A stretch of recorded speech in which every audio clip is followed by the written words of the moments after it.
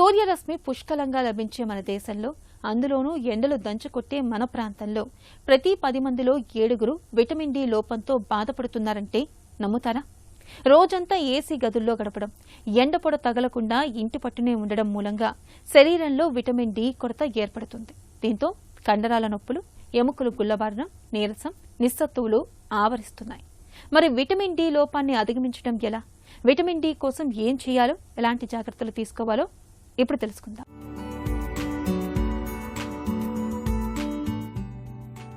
ఎండపొడ ఏమాత్రం తగలకుండా హాయిగా నీడపట్టున గడపడాన్ని మనలో చాలా మంది ఒక సౌకర్యంగా భావిస్తుంటారు. నిజానికి ఇది సౌకర్యం కాదు, మన శరీరానికి శాపం అంటారు డాక్టర్లు. ఎండ తగలకపోవడం వల్ల మన శరీరానికి విటమిన్ డి కొరత ఏర్పడుతుందని, ఫలితంగా నీరసం, నిస్సత్తువ, నిస్త్రాణ, ఒళ్ళు నొప్పుల వంటి సమస్యల తాకిడి పెరుగుతుంది. ఇప్పటికే మహిళల్లో 100కి 90 మందిలో విటమిన్ డి లోపం ఉంటోందని అధ్యయనాలు సైతం చెబుతున్నాయి.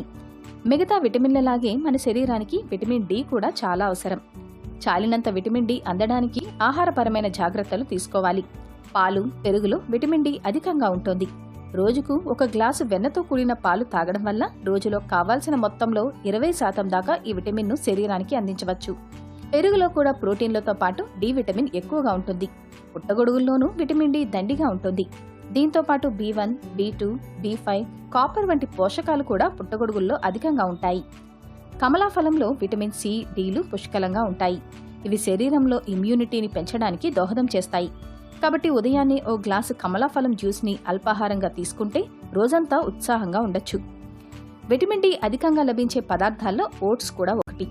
అలాగే ఇందులోని అత్యవసర ఖనిజాలు, సంక్లిష్ట కార్బోహైడ్రేట్లు ఆరోగ్యానికి, చక్కటి శరీరాకృతికి చాలా అవసరం. గుడ్డులోని పచ్చసొనలో విటమిన్ డితో పాటు ప్రోటీన్లు కూడా పుష్కలంగా ఉంటాయి. చేపల్లోనూ విటమిన్ డి స్థాయిలు ఎక్కువే.